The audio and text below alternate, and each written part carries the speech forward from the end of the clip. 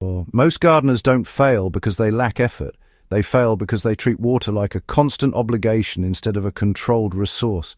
I've seen it over and over again in backyard gardens, raised beds, and even small greenhouse systems, people watering daily like clockwork, thinking more water equals more growth. What actually happens is the opposite. Roots suffocate, soil biology collapses, nutrients leach out faster than plants can absorb them, and suddenly you're chasing problems like yellow leaves, fungal outbreaks, and inconsistent yields. The real issue is not drought, it's overwatering cycles followed by stress droughts. Plants never stabilize, they live in extremes, and in food production, instability is what kills productivity. The setup that changes everything is not complicated, but it changes the rules completely.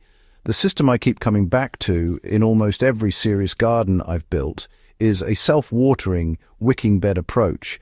And I'm not talking about theory or Pinterest ideas. I mean a simple reservoir-based system where water is stored below the root zone and pulled upward only when plants need it. It forces consistency without constant intervention. I'll link it in the description below. The specific system I've had the most consistent success with is the Vego Garden Self-Watering Raised Bed Kit. It essentially converts a standard raised bed into a controlled moisture environment with a built-in water reservoir at the base.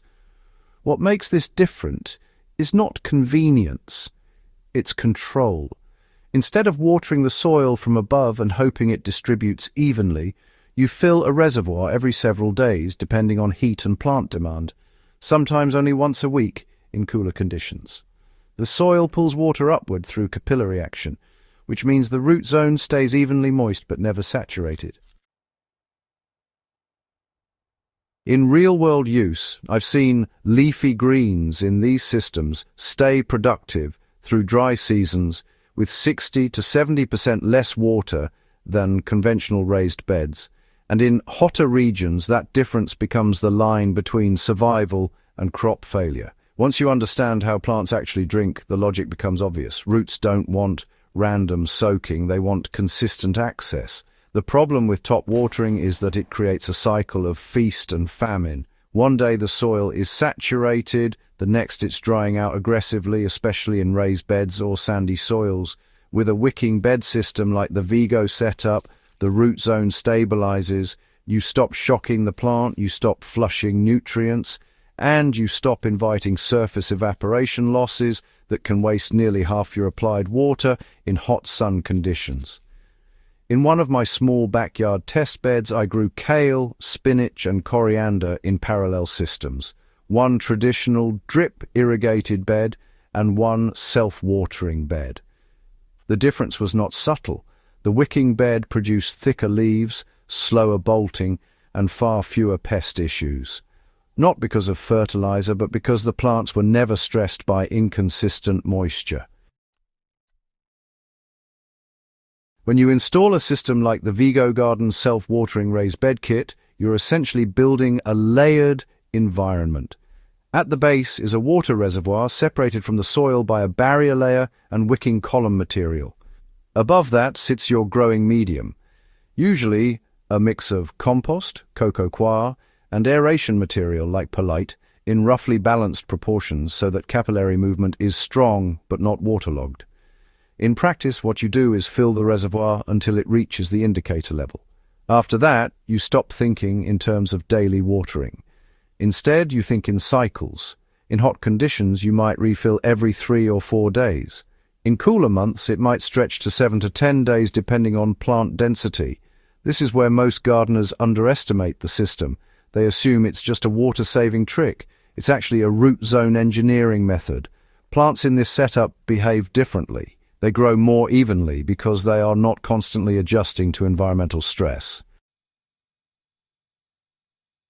Even with a self-watering setup, I've seen people sabotage results by treating it like a lazy system instead of a controlled one. They overfill reservoirs thinking more water equals better performance. That's a mistake. The reservoir is not meant to flood the soil. It's meant to maintain a steady upward pull. I've also seen people use the wrong soil mix. too dense, too clay-heavy, which blocks capillary movement. The result is water sitting idle below, while plants still show drought stress above. That's not a system failure. That's a setup failure. When I build with the Vego Garden self-watering raised bed kit, I always prioritize a light, well-structured medium. If you get that wrong, no irrigation system will save you. If you get it right, the system almost runs itself.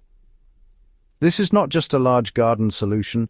I've used the same principle in balcony containers and small urban plots where water access is limited.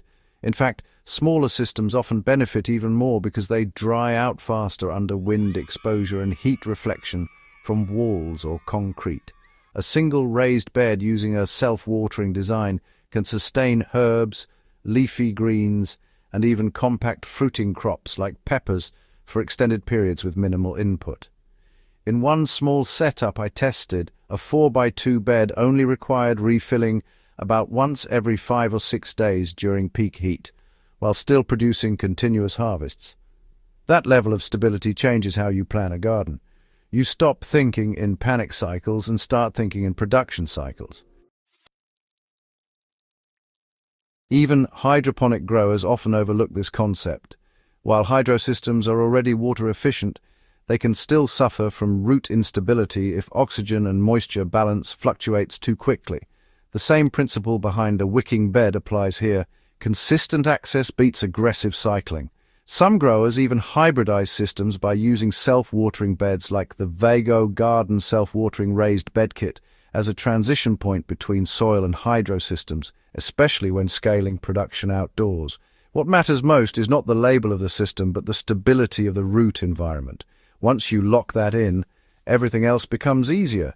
Feeding schedules, pest management, and growth prediction all become more predictable. There is another benefit that rarely gets discussed, and it's soil life. When soil is not constantly flooded and dried, microbial networks stabilize. Beneficial fungi establish stronger connections with root systems. Organic matter breaks down more evenly instead of being washed away. Over time, this creates a self-improving system. The bed actually gets better with age instead of degrading, which is what happens in most overwatered systems. I've pulled apart old wicking beds that were several seasons in, and the soil structure was still rich, dark, and biologically active. That is not something you get from conventional overhead watering systems without constant amendment and correction. Why this simple setup is quietly outperforming modern irrigation trends. Drip irrigation, smart timers, and automated sprinklers are useful, but they still operate on a flawed assumption that plants need scheduled water delivery. They don't. They need consistent access. The simplicity of a self-watering system strips away that complexity. No electronics, no pressure calculations, no daily adjustments, just a stable reservoir system that works with plant biology instead of against it. And once you experience that difference, going back to traditional watering feels unnecessarily chaotic. Final thoughts from real-world use, not theory. If your goal is year-round food production with minimal water input, then your priority should not be how much you water, but how intelligently you store and deliver it to the root zone. That shift alone changes everything. The Vego Garden self-watering raised bed kit is not magic, but it removes the biggest variable that most gardeners struggle with, moisture inconsistency. And once that variable is controlled, everything else becomes significantly easier to manage. I've used this system across multiple environments, from dry seasonal gardens to more humid setups, and the outcome is always the same: more stable growth, fewer failures, and far less time spent reacting to problems.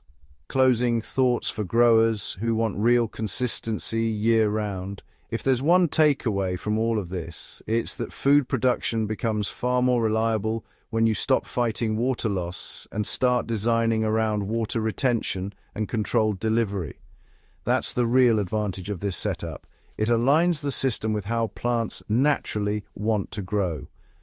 If you're serious about improving your garden results without constantly increasing effort or water use, this is one of those changes that pays you back season after season. The Vego garden self-watering raised bed kit is worth considering, not as an upgrade, but as a foundation shift in how you think about growing food. And if this helped you rethink your own garden setup, subscribe and share it with other growers who are tired of fighting the same watering problems year after year.